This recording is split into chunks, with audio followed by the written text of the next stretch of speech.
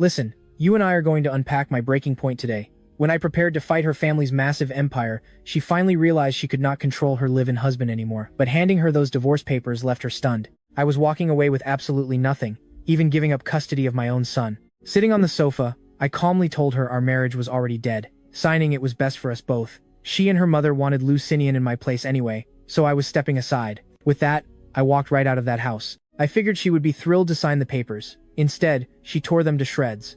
The Xu family had groomed me since childhood to be their perfect son-in-law. I married Xu Zhiyi at 20. We had our son, Gu Yingran, at 22.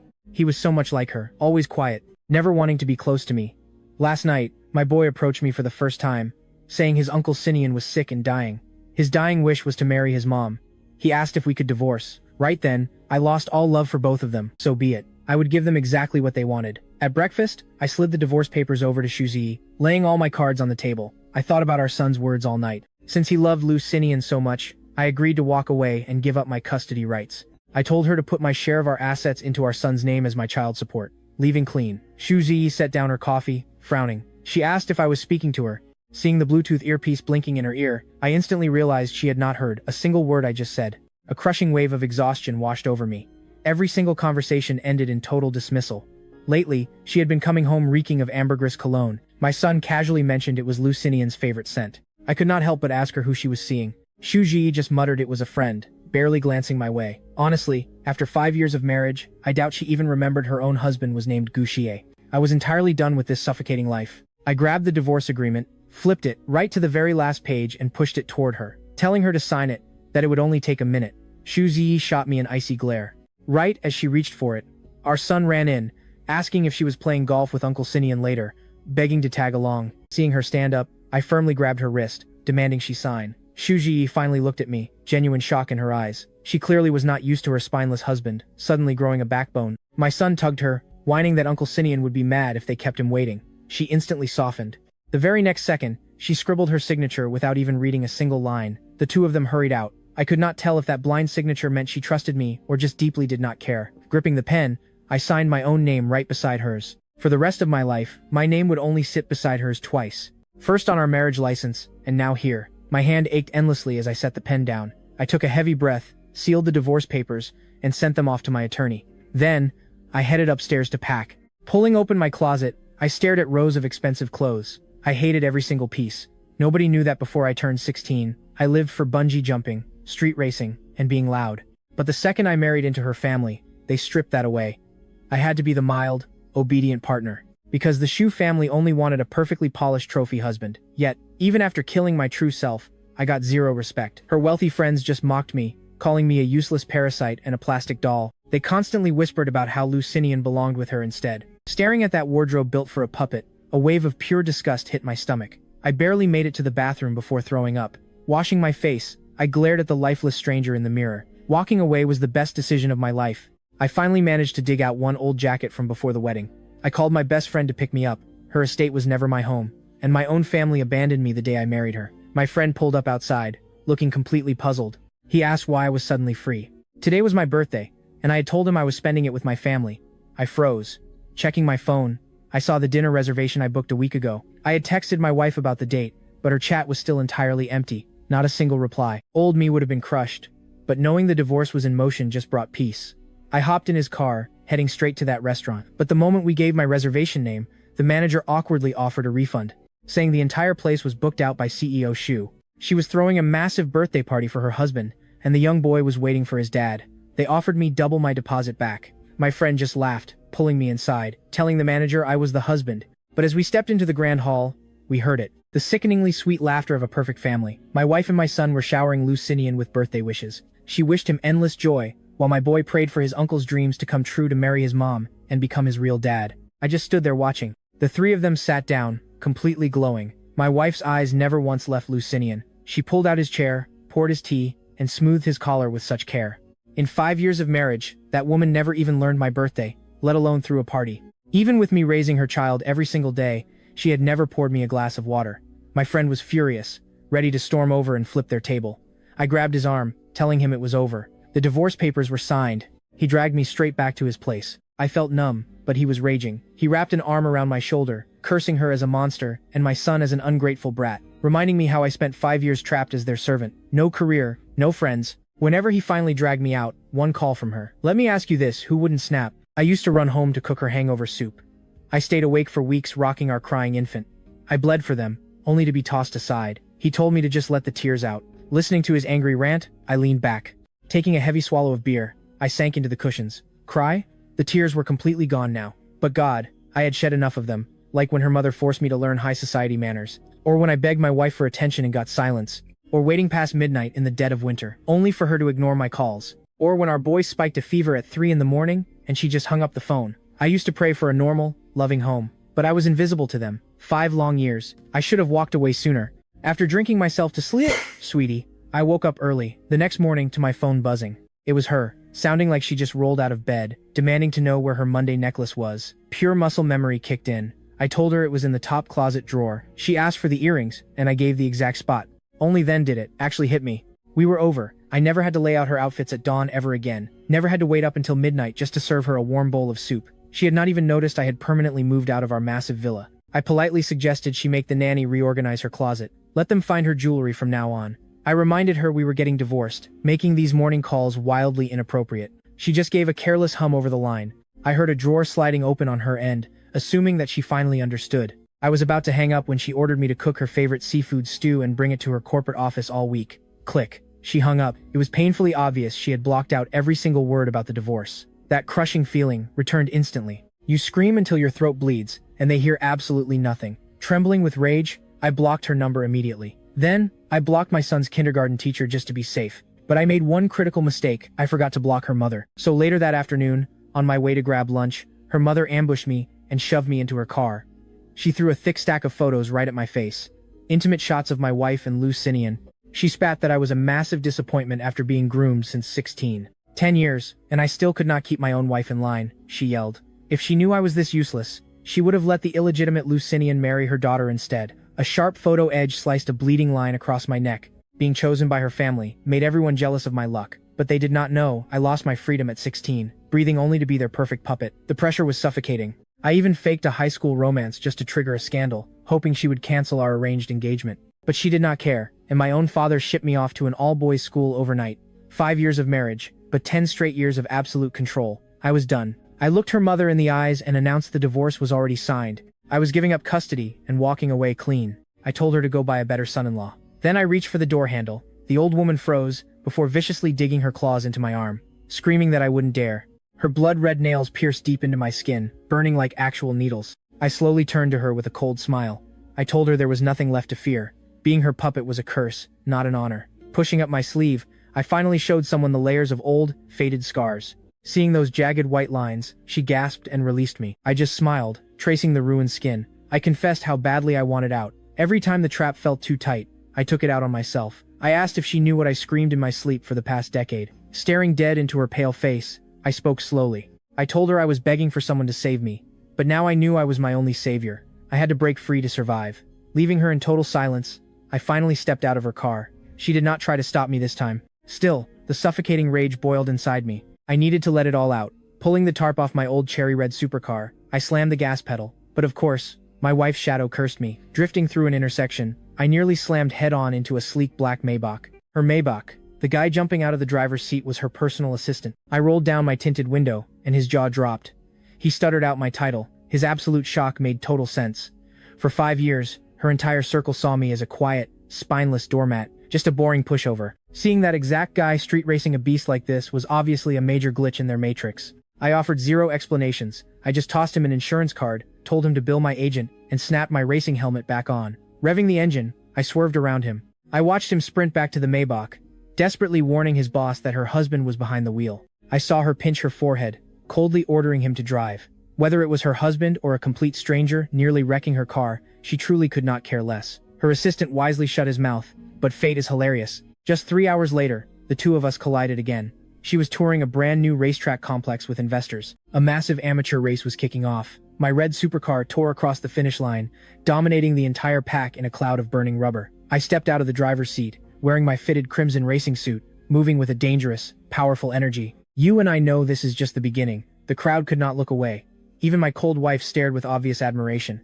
until I pulled off my helmet. Her assistant gasped, shocked her boring husband was the phantom racer. Xu Zhiyi stood there, totally speechless. Seeing the wild looks women gave that tall figure, I frowned slightly. When I felt Xu Zhiyi staring, I didn't look up to say hi. For years, unless we were at some high-end banquet, she always pretended not to know me in public. So when the out-of-town racing organizers introduced me to Xu Zhiyi, I played along. I politely said I had heard so much about President Xu. She stayed completely expressionless. The vibe was incredibly awkward, right up until Lucinian's voice drifted over. Are you done? Let's head back to eat. I want the seafood porridge your male nanny makes. I turned and saw Lucinian stepping out of a Maybach. He walked right up and grabbed her waist like nobody was watching. He clearly didn't see me as a threat and even smiled at me. After they walked away, someone sighed, saying President Xu and Mr. Liu had such a great relationship. Her assistant was still there, giving me this completely bizarre look. He was probably thinking about how pathetic and useless of a husband I really was. I didn't say a word. I just left the racetrack. First thing I did was call my lawyer to ask when the divorce certificate would be ready. 7 days, they told me. Just 7 more days. That's fine. I've suffered for 10 years. I can wait 7 days. But before I could even catch my breath, I got a call from her assistant. Sir, the boss wants to know when the porridge is coming. Also, Yinggran's teacher said they can't reach you. The young master needs his craft project delivered. Can you drop it off? I stared up at the clear sky. Tell Xu Zhiyi there's no porridge. I'm never making it again. And I'm done taking care of Gu Yinggran's mess. Don't contact me. I hung up and blocked the number. Meanwhile, at the Xu group, the assistant held his phone, looking incredibly awkward. Boss, he hung up on me. I can't get through anymore. I think he blocked my number. Maybe you should try? Xu Zhiyi frowned. She rarely touched her phone, but she found the contact saved as husband and texted, "What are you throwing a fit about?" The next second, a red deletion warning popped up. The assistant peeked at her chat history. The last message was from over a week ago.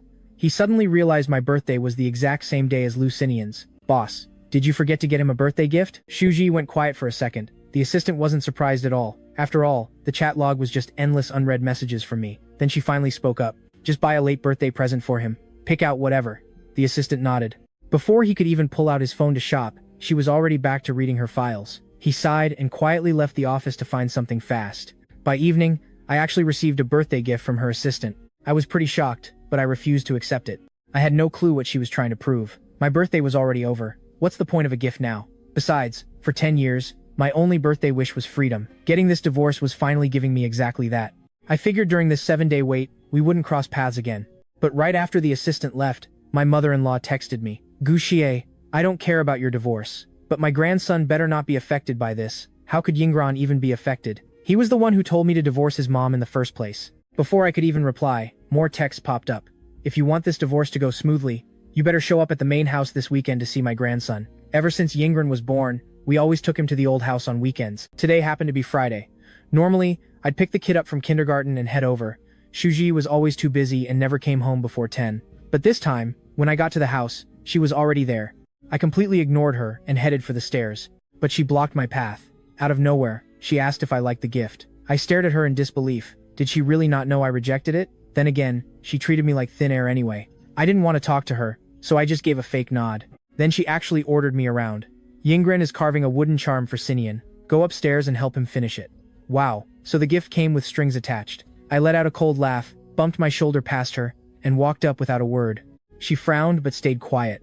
I reached the second floor. Yinggran was sitting at the desk, gripping a carving knife with total focus. I walked over and noticed a perfectly carved charm already sitting in front of him. He was just copying it. My footsteps must have disturbed him, because he immediately looked up. But a split second later, he snatched the finished charm off the desk. He glared at me and snapped, "Dad, Mom made this for Uncle Sinian. You aren't allowed to steal it." My chest tightened. It felt like a knife twisting in my heart. I just couldn't let it go. The kid I used to value more than my own life was treating me like a thief. Staring at a face that looked exactly like hers, I felt sick to my stomach. You don't need to guard it from me. I never take things that belong to others. Besides, your mom and I are getting divorced. Soon, Uncle Sinian will be your brand new dad. Just then, an icy voice snapped from behind me. Shiye, filling a kid's head with garbage? Are you even a real father? That was probably the longest sentence she had ever spoken to me. I turned around and stared at her cold face. I just let out a soft laugh. You're right. I'm a failure. Go find him a proper father then. I turned and started walking toward the door. She grabbed my arm, her voice dripping with warning. But right then, Yinggran's smartwatch started ringing. He excitedly yelled out, "Mom, it's a video call from Uncle Sinian." Instantly, her grip on my arm loosened. I watched her walk over to answer it. That freezing expression melted right into a smile. I suddenly felt completely drained. I walked to the guest room and locked the door. It was June.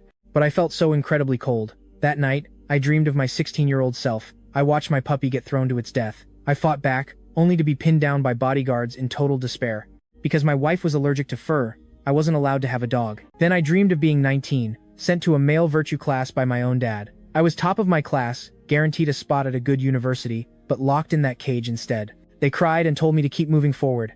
I'm never looking back again, ever since I handed over that divorce paper. From that exact moment, I was ready to burn it all down. If I had to live the rest of my life like a caged bird, I'd rather be dead. My dreams were a mess that night, but my internal clock still woke me up at 5. Normally, I'd be making breakfast for them, warming up a glass of milk. I rubbed my temples, remembering my mother-in-law's threat. I dragged myself downstairs, but once I got there, I realized they had both left early. Apparently, they made plans to watch the sunrise with Lucinian. Honestly, I found it totally pathetic. Anyone with eyes could see that kid didn't need me as a father. Yet the old lady forced me to come anyway. In this family, I was never treated like the man of the house. But whether they needed me or not, I had to stay right where they wanted me. Even as a useless prop, after surviving the weekend, my buddy dragged me to campus to check out the girls. Said he wanted to help me blow off steam. Those 18-year-old college girls really knew how to sweet talk, calling me brother and boosting my ego. After hanging around the sports academy, my mood definitely improved a lot. My buddy didn't even want to leave the campus. See? I showed you how great younger girls are. Makes you realize that old woman Xu Zhiyi isn't worth loving, right? I just smiled. Yeah, I don't love her anymore. Seeing me agree, he got totally hyped up. Exactly. If you ask me, you should have bailed ages ago.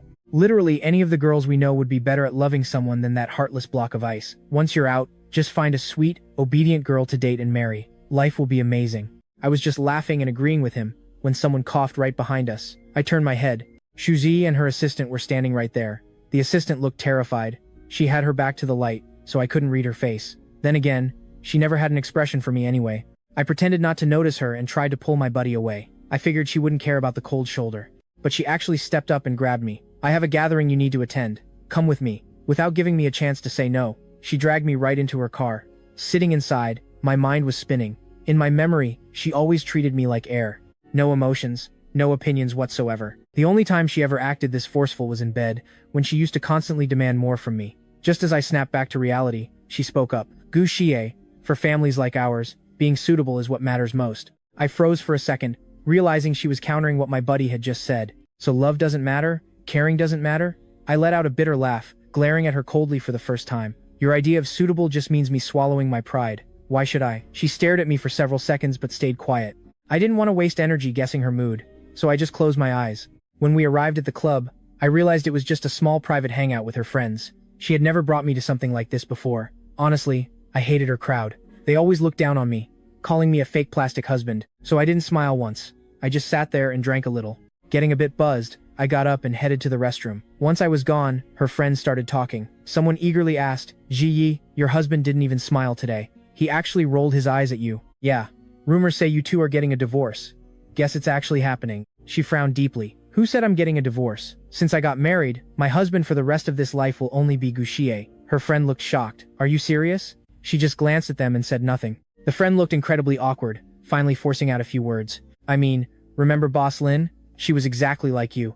Always ignored her husband, never let him visit the office. Nobody even knew they were married. He finally gave up and divorced her. I heard she still hasn't won him back. If you really plan on staying with him, if you plan to spend your life with Shiye, then take my advice and show some care. Otherwise, your husband might pull the same stunt and demand a divorce. Her hand paused while swirling her wine glass, but she replied with pure, cold certainty. He would never do that. Meanwhile, in the restroom, I just received a text from my lawyer. Mr. Gu, your divorce certificate with Miss Xu is fully processed. You can pick it up at the firm anytime. Finally, the day had come. I couldn't wait. I grabbed a cab straight to the law firm, picking up the divorce papers I had been dreaming of. I opened that little booklet and stared at it over and over. From this exact second, her words were no longer the law. I didn't have to survive on the Xu family's approval anymore. No more walking on eggshells around everyone. I can go bungee jumping. I can race cars. I can travel the world. Leaving the firm, my buddy said to celebrate my freedom, we needed a dinner I was never allowed to eat before, so he dragged me to a massive night market food stall. Eat whatever you want, he said. Smelling that thick, greasy smoke from the grilled meat, I finally felt alive again. We slammed down beers and ate skewers.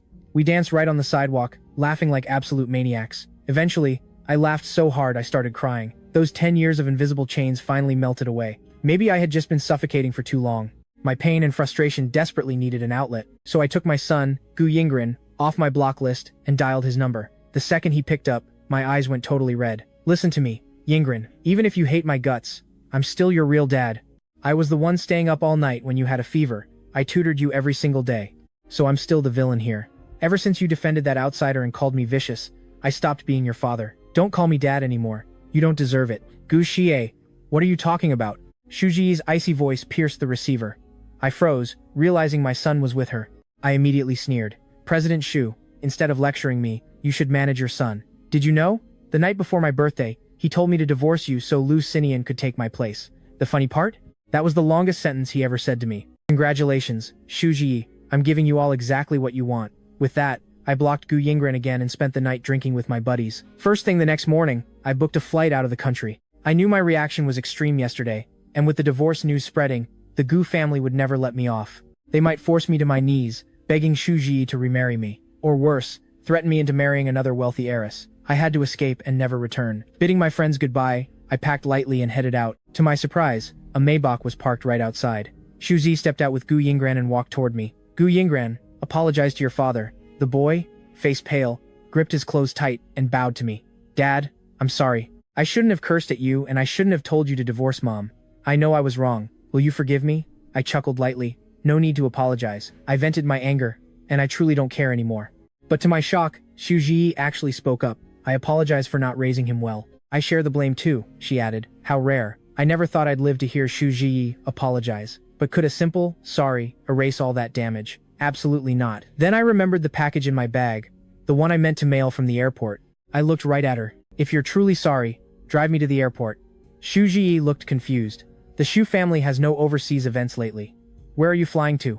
I laughed mockingly. Can I not have my own life outside of your family business? That's not what I meant. For the first time she showed genuine confusion, but I didn't care. She dragged me into the prison of the Xu family, so now she could personally drive me away and sever our final tie. The ride to the airport was dead silent. Before getting out, I handed her a beautifully wrapped box. My final gift. Xu Zhiyi paused. Though she seemed puzzled by the word final, she reached out and took it. Thank you. Gu Yingren lifted his little face and asked, Dad, where is mine? I smiled warmly. Yours is inside too. After all, this was a perfect present for both of them. They should be thrilled. Remember to open it in exactly 1 hour, I said. My flight would be in the air by then. Xu Zhiyi gave me a rare, pleasant look, and even told me to come back soon. I just smiled, turned around, and walked away. I was never coming back. I was going to chase my freedom.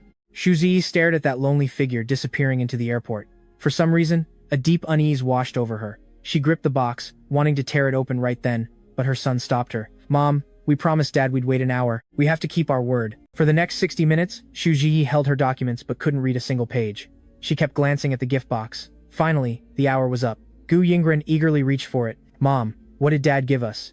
Why is it so secret? Click. The lid popped open. Xu Zhiyi turned her head, only to see a single divorce certificate lying quietly inside. Although little Yingran was only 3, he had already started reading. He stared at the dark red booklet in the box, his small mouth moving silently before squeezing out a question. Mom, what's a divorce certificate? Didn't Dad say he got us a gift? Is this little book the present? Xu Zhiyi's mind went completely blank. She threw down her files. As she stood up, her elbow knocked over a cup, spilling warm coffee all over her custom-tailored suit. It left a dark, ugly stain, but she didn't even notice. She just grabbed the box from her son. She didn't even realize her hands were trembling violently. The red booklet sat there in silence, just like that familiar shadow in her home, always present, yet deliberately ignored. Out of nowhere, an overwhelming sense of panic surged through her chest. She had this terrifying feeling that once she opened the certificate, something would be broken forever. Having dominated the business world for years, she was the type to stay perfectly calm, even if a mountain collapsed before her. Xu Zhiyi possessed absolutely ruthless self-control and mental toughness, but right now, she was uncharacteristically losing her grip.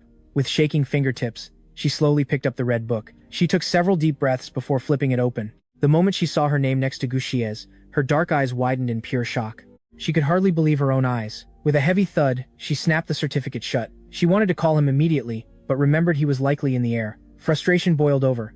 Suppressing her burning urge to confront him, she dialed her assistant's number instead. Track down my husband's location right now, find out exactly where his flight is heading, and bring him back immediately. Also, investigate who processed our divorce. No signed agreement, no court lawsuit, how the hell are we divorced? Her voice carried a frantic edge of panic she didn't even notice. She rarely lost her temper like this. On the other end, her assistant was trembling. He had been by Xu Zhiyi's side since the day he joined the company. He had never seen her display such raw emotion. Even when competitors caused billions in losses, he had never seen the CEO explode with such intense rage. Divorce?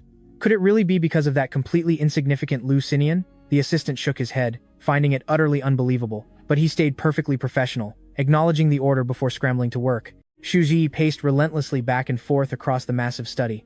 The anxiety clawing at her heart only grew stronger, refusing to fade. Unable to take it anymore, she pulled out her phone and sent a message to the man who had already blocked her. What is the meaning of this divorce certificate?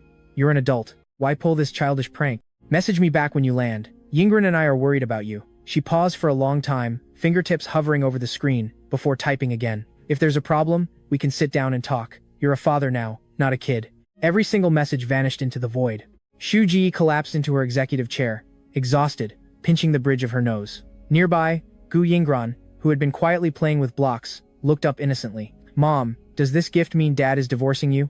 The harsh words of her friends and her own son suddenly flooded her memory all at once. Her chest tightened, breath completely caught in her throat. After a painfully long silence, she muttered, Gu Shiye, have you really given up on me? The waiting felt like an eternity. Had his flight not landed yet? Where on earth did he go? Xu Zhiyi lost count of how many times she checked her watch or how many texts she sent. But from start to finish, there was zero response. A sudden wave of grievance washed over her. They were so perfect together. 5 years of marriage, getting along so well. How could he just divorce her and vanish without a word? Did you know? The night before my birthday, your son told me to divorce you so Xu Zhiyi could take my place. The funny part? That was the longest sentence he ever said to me. Congratulations, Xu Zhiyi. I'm giving you all exactly what you want. His voice from the phone call suddenly echoed in her mind. Xu Zhiyi broke out in a cold sweat. Right at that moment, her phone rang. She answered instantly, not even glancing at the caller ID. Gu Shiye, you finally decided to call me back? I sent you so many messages, why didn't you reply to any of them? The person on the other end was silent for several seconds before speaking. President Xu, it's me. She glanced at the screen, feeling whatever little energy she had left completely drain away. Pinching her brow, she lowered her voice. Sorry, I lost my cool. Well, do you have any news on my husband's whereabouts? The assistant hesitated for a moment, swallowing hard before speaking slowly. Here is the situation, President Xu.